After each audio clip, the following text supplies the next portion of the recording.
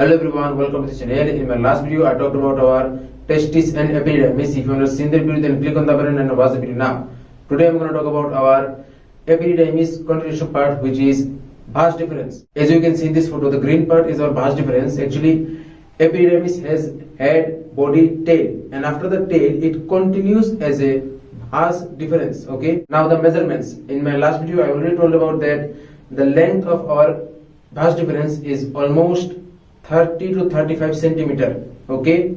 One thing, vas deferens is also known as ductus deferens. You know it. Here is the extra knowledge point that proximal part or the beginning part of the vas deferens. Okay. So suppose this is the tail part of the epididymis, and from there vas deferens is originating or it is continuing as a vas deferens.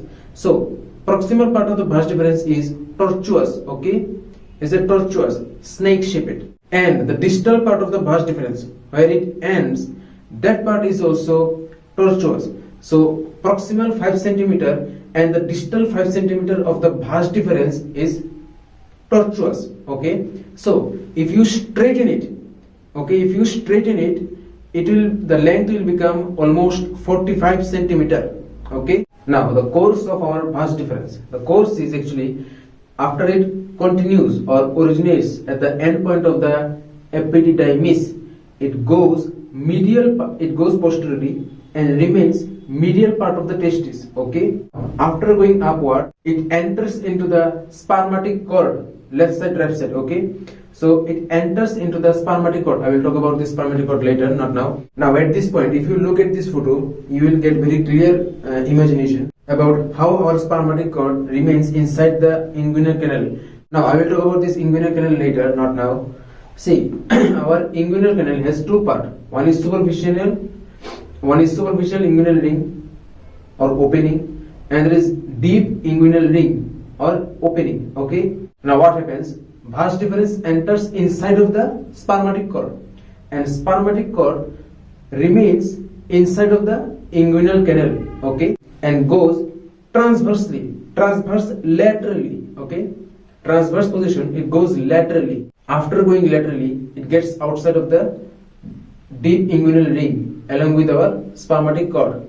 Okay, but the spermatic cord ends at that point, and this vas deferens goes upward. Now, after going outside, it hooks our inferior epigastric artery, both sides. Okay. Now, the right side, left side, both vas deferens hooks the inferior epigastric artery. Right side inferior epigastric, left side inferior epigastric. Okay. Now, after hooking, it comes medially. Okay. It crosses the ureter. Okay. It goes downward. It goes downward medially. Along with the path, it crosses our both sided ureter, right sided ureter, left sided ureter. After crossing the ureter, it goes posteriorly, it goes downward medially. And suppose this is our urinary bladder. Okay, suppose this is the urinary bladder. See, the left sided vas deferens going posterior medially and going downward medially. Okay, downward medially. Same to same. Right sided vas deferens goes downward, goes medially. Okay, both vas deferens and the posterior surface of the urinary bladder, it goes downward and join with our seminal vesicle. Okay, seminal vesicle only and only presents in our male body system. Okay, behind the urinary bladder. Now the blood supply. The blood supply, you will get the direct branch from our testicular artery and some direct branch of our superior vesicular artery, gone. And in the venous drainage, you will get vesicular venous plexus. Okay. And in the nerve supply, you will get some branches from our inferior hypogastric plexus. Okay, that's it. Now as you can see in this photo, this is our seminal vesicles. Okay. Now seminal vesicle, seminal vesicle, whatever you want to say, you can say. Doesn't matter. Now this is a pair structure presents behind the urinary bladder. Okay.